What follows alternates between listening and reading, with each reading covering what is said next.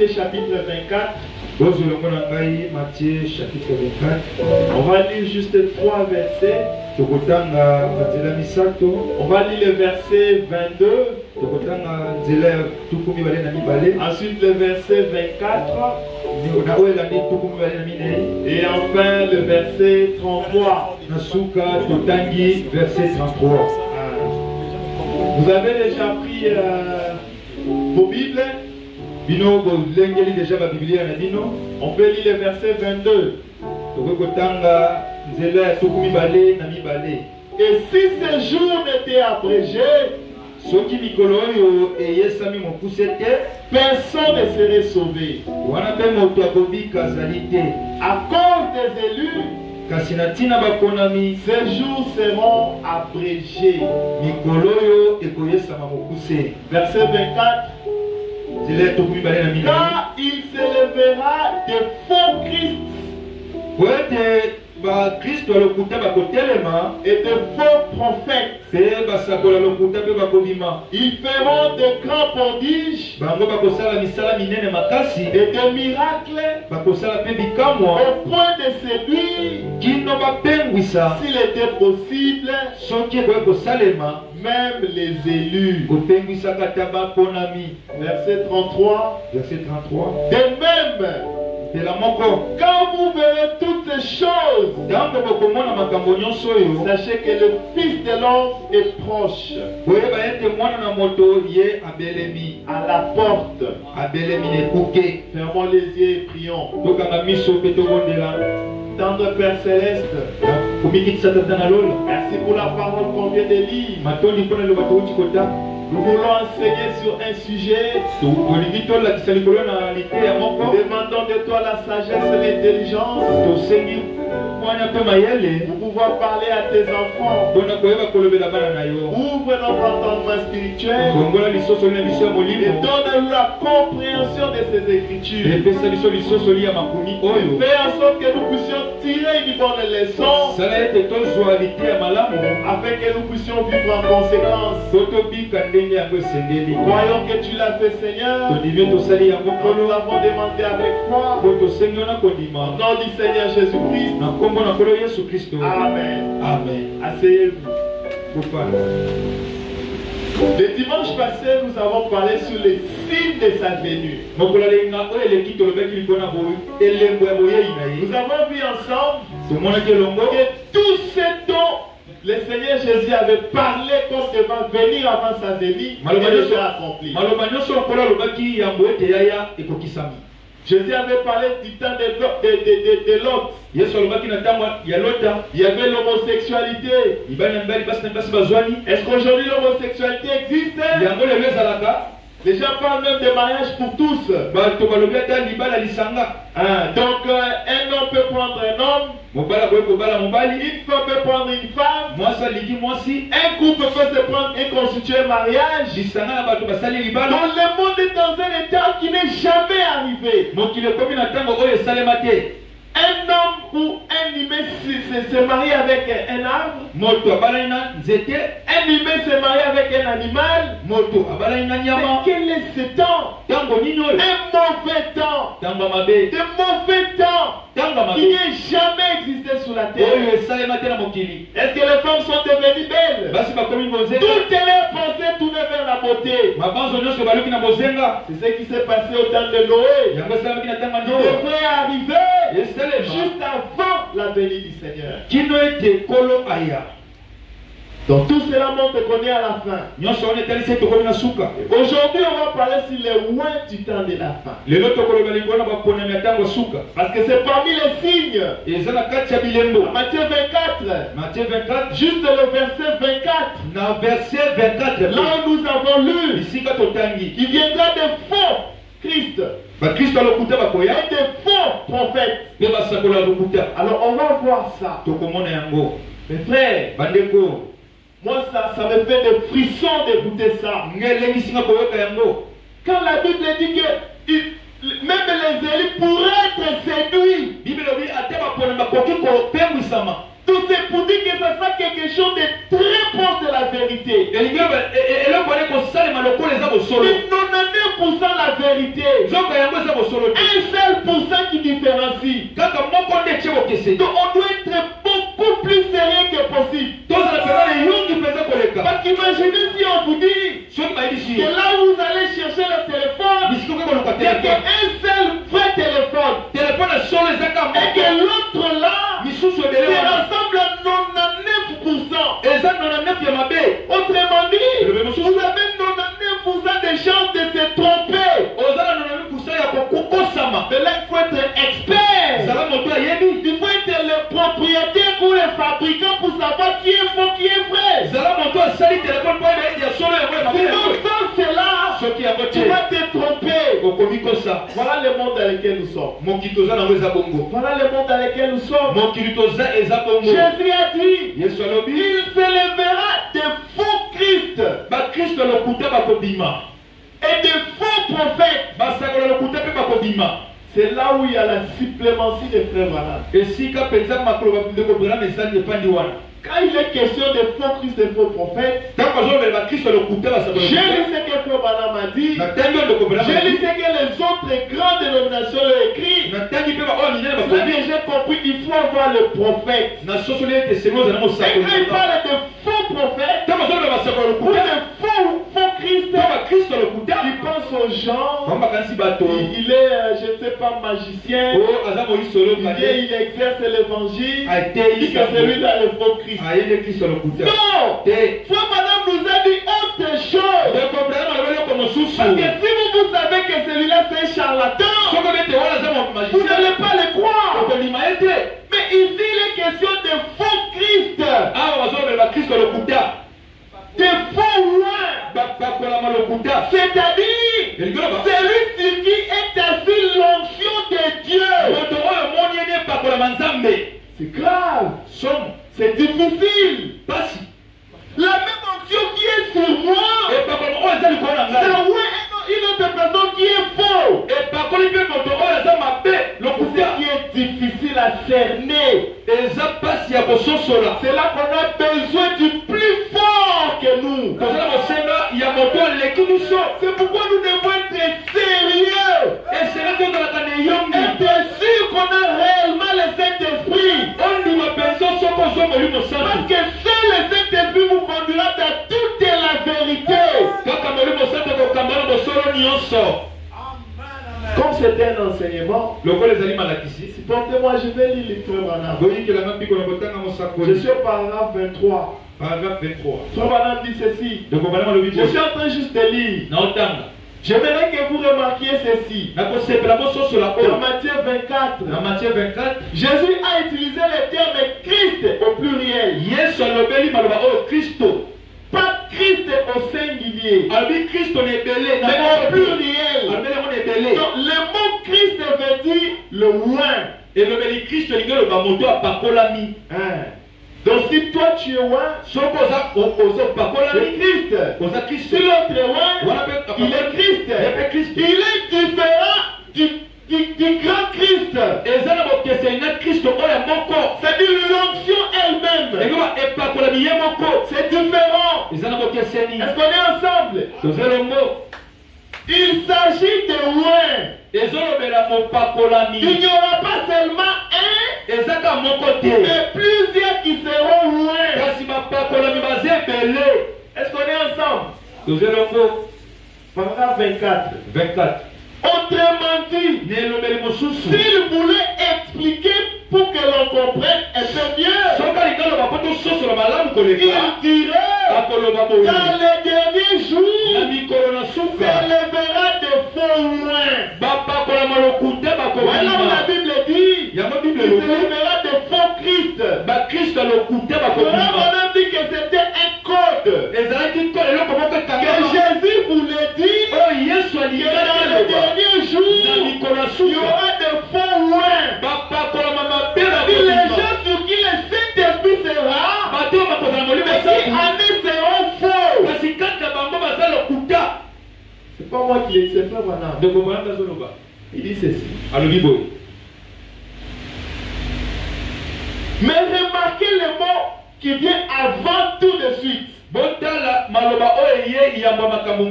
Des faux prophètes. Des faux ouins. Donc quelqu'un qui est ouin, mais qui est faux. C'est compliqué. Donc un ouin, c'est une personne sur qui l'onction est descendue. Ça peut être un pasteur, ça peut être un prédicateur, ça peut être aussi un simple membre d'église. Un ouin. Parce que tous nous devons être ouin. Pour que la parole qui dit ne touchez pas à mes ouins puisse arriver. Moi je vous encourage à être ouin. Soyez ouin.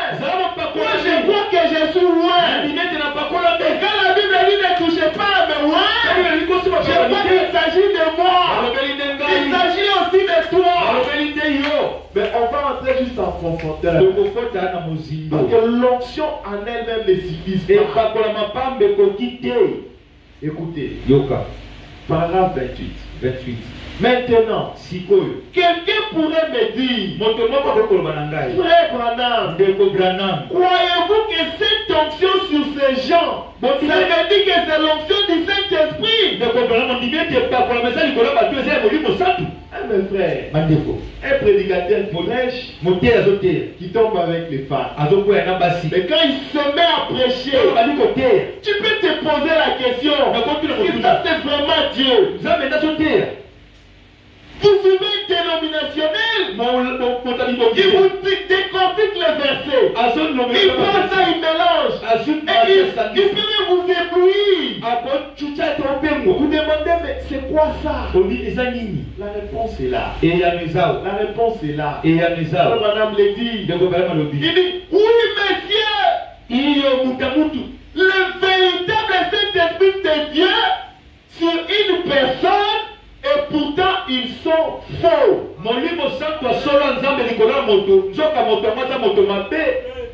Frère, c'est sérieux. Voilà pourquoi j'avais reçu l'inspiration de Metanoia. On devrait commencer par la repentance. La porte du ciel. Si tu viens ici à cette église et que tu ne te répands pas, tu vas communier avec nous, ça sera compliqué. Parce que le Saint-Esprit sera sur toi. Tu seras aussi un ouin. Mais du temps de la fin.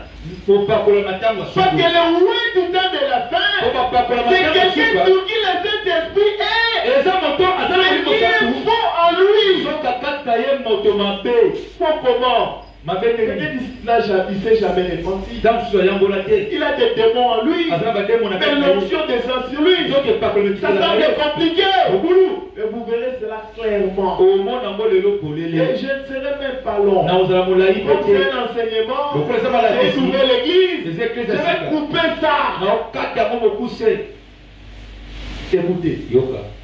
Je continue la lecture. Maintenant, écoutez attentivement pour voir ce qu'il a dit. Ils feront des prodiges et des miracles au point que cela séduirait même les élus si c'était possible.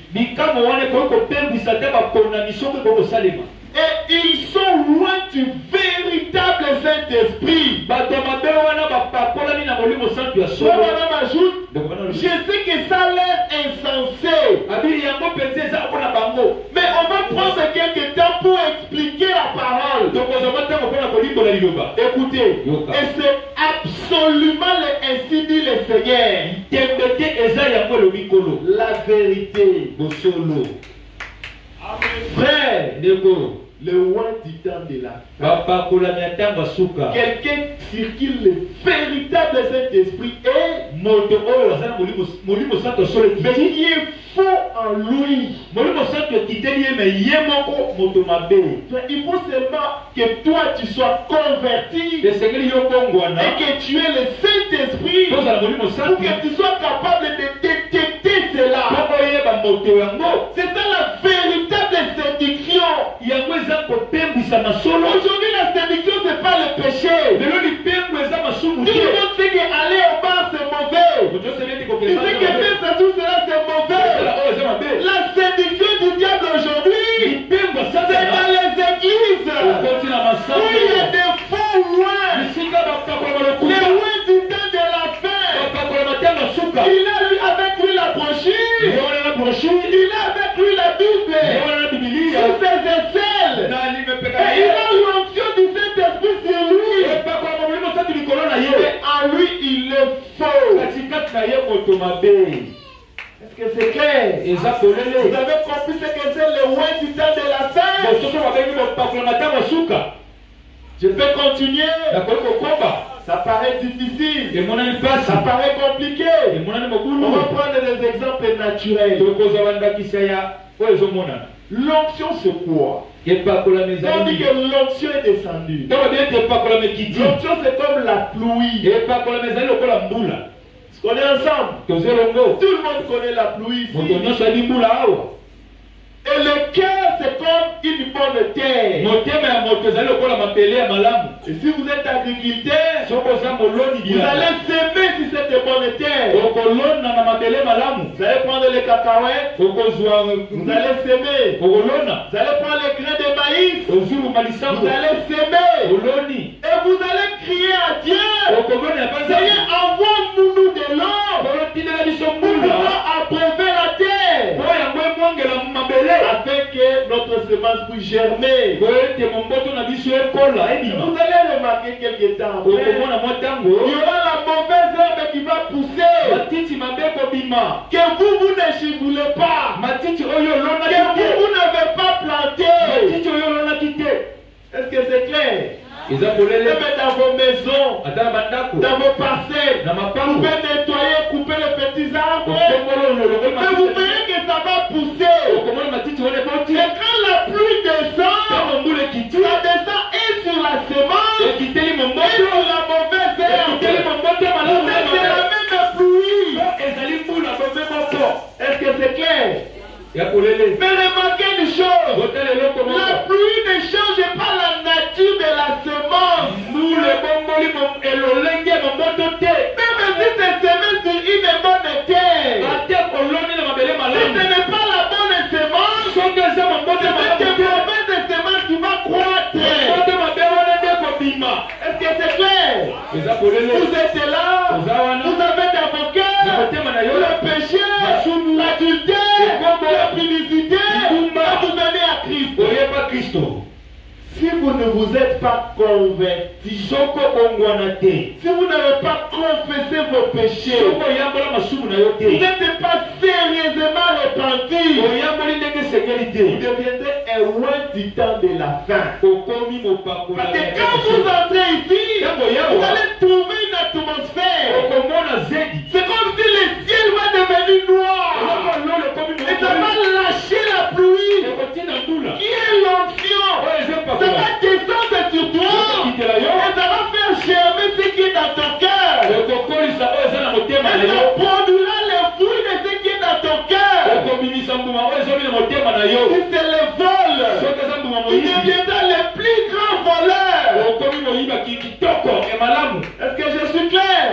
L'importance de la repentance. Vous devez vous repentir.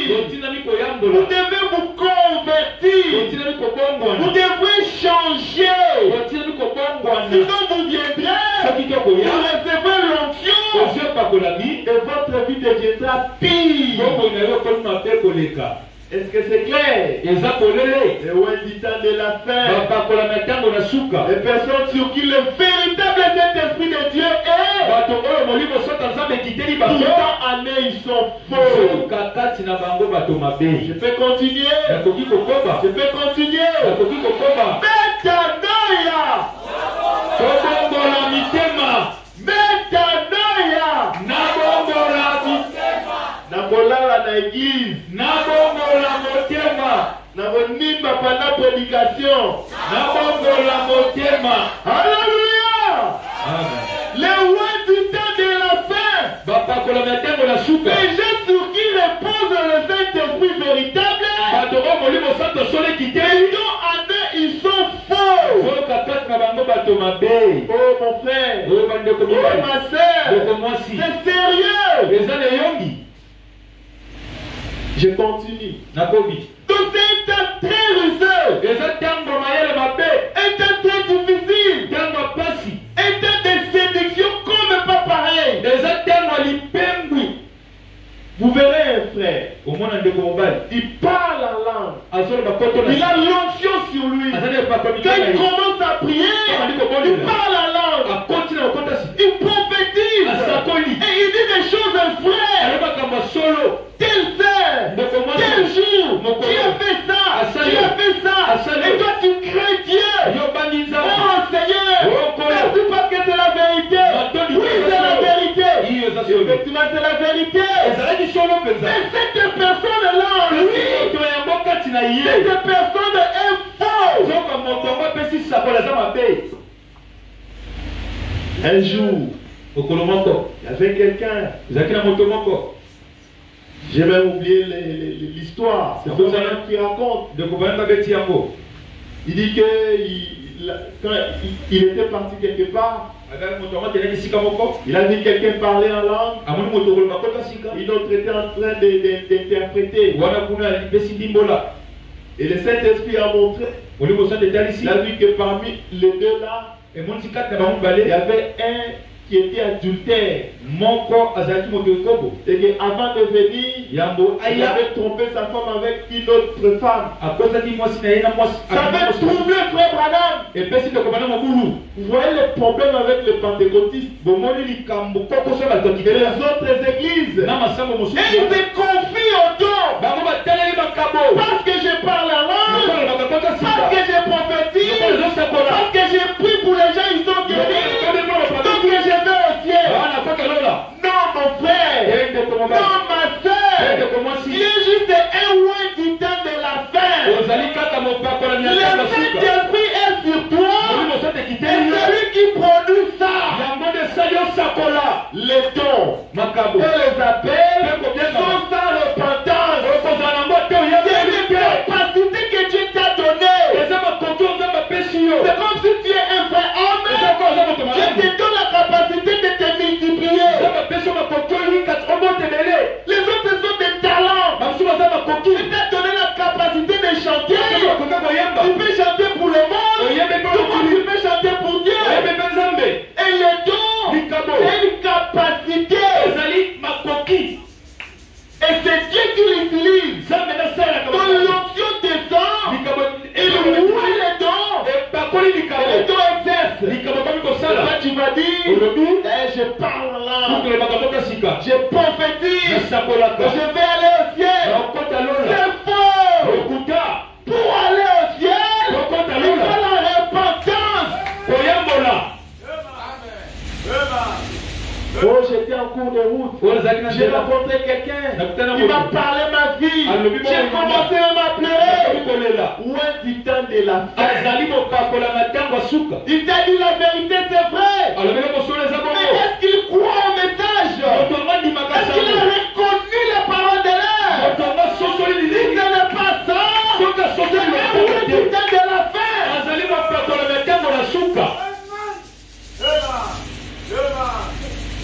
Oh, ce frère-là, il prêche bien. Quand il se met à prêcher, je sens des choses. Ça monte à moi. Je vois comme ici. Et j'écris Mutunanzambi. Pas de problème. On va comparer avec la parole de Dieu. S'il n'est pas sur la parole de Dieu, c'est un ouin du temps de la fin. Oh, cette sœur-là, quand elle se met à chanter, il y a l'onction qui descend, il y a le Saint-Esprit qui descend. C'est vrai. Mais quelle est ta vie? Quelle est sa vie? Quel est le fruit de sa vie? Si ce n'est pas digne de la parole, loin du temps de la fin. Ou te faut intimider du sauté. Comment? Même si ton doit traverser les océans, si tu ne crois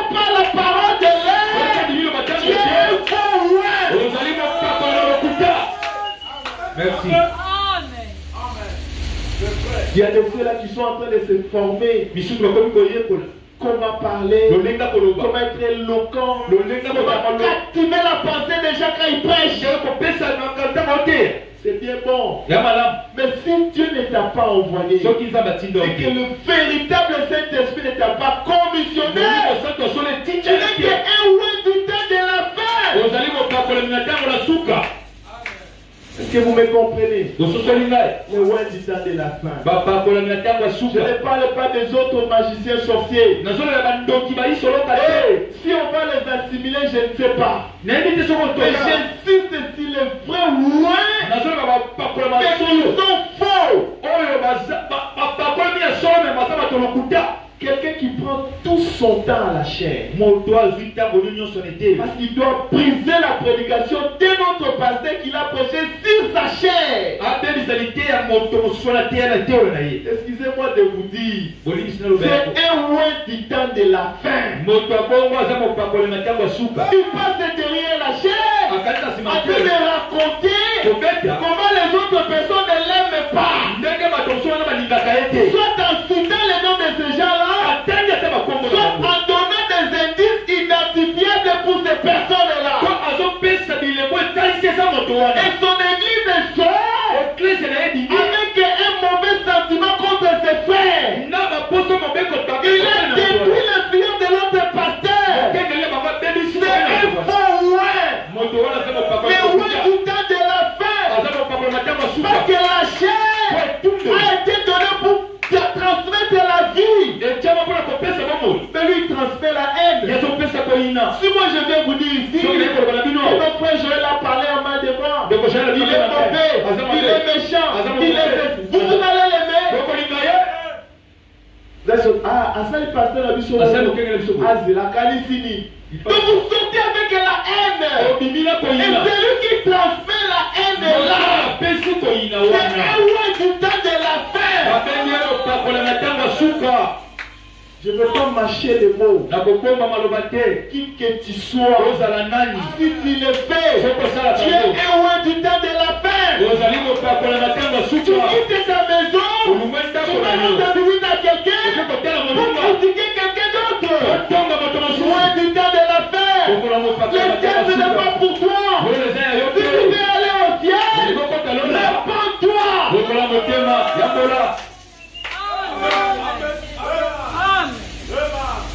Oh, je suis dans le message. C'est bien. Mais je prêche le mystère. Et l'onction descend sur lui. Et en son sein, il y a des histoires de chefs coutumiers. Pour commencer à lire les pensées des gens. En son sein, il y a des histoires de chefs coutumiers. Pour pouvoir remonter les temps des gens et leur vie. Où est le temps de la fin? Répands-toi. Tu viens à l'église et tu as des filles. Oh non, on m'avait dit, tu es un ouin du temps de la fin. Répands-toi. Parce que Jésus revient bientôt. Il vient chercher des gens qui ont le cœur pur.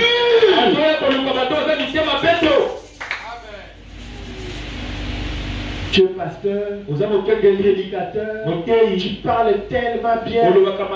Quand tu te mets à parler, tu convaincs tout le monde. Mais dans la ruse, cessez le ouin du temps de la fin. Tu es chantre, toujours critiquer les gens. Ici tu viens nous chanter, ils sont Galilée céleste. Ma soeur, mon frère, c'est le Saint-Esprit sur toi. Nous allons danser parce que nous savons que c'est notre Saint-Esprit. Mais toi, tu dois te repentir. Ta vie doit changer. Le ouin du temps de la fin. C'est un temps de grande séduction. Alors il faut être sérieux avec Dieu. Vous verrez des grands prédicateurs, faire des grands signes, des miracles, des résurrections. Mais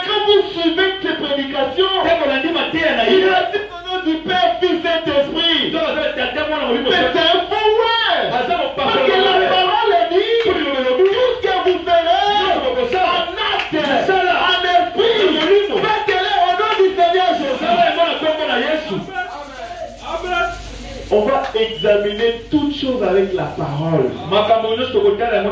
Si ce n'est pas conforme à la parole, tu es le loin du temps de la fin. On va prier pour toi. Si Dieu te fera grâce, tu vas te repentir. Sinon tes places n'est pas au ciel.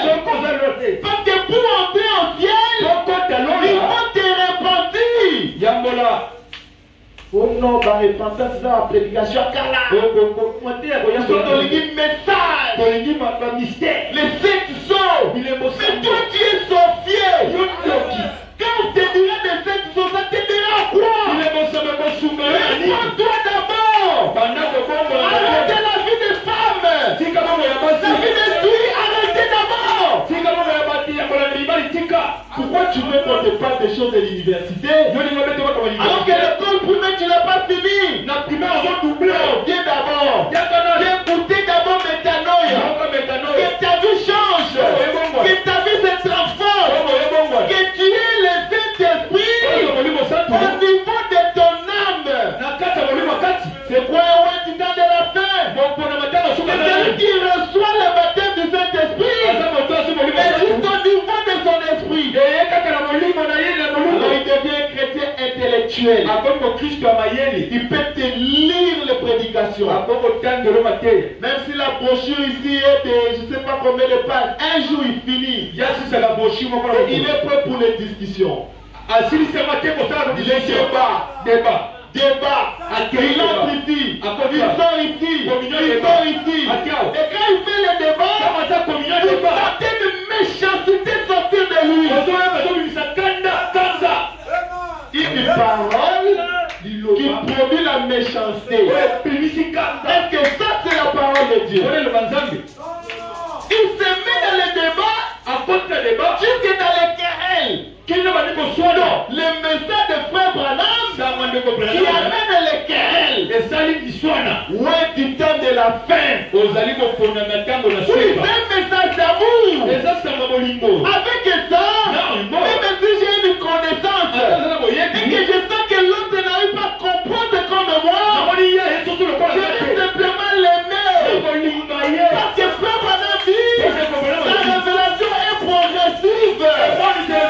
Je peux comprendre une chose aujourd'hui, mais avant l'autre, si je suis tellement patient avec l'autre, il comprendra aussi. Merci. C'est ça la parole. Mais toi, aïe de l'autre côté, c'est faux. C'est toi qui es le loin du temps de la fin. Parce que nous ne reconnaîtrons pas le fruit. S'il ne produit pas l'amour, il n'est pas de Dieu. Loin du temps de la fin. Moi je préférerais ne pas connaître le mystère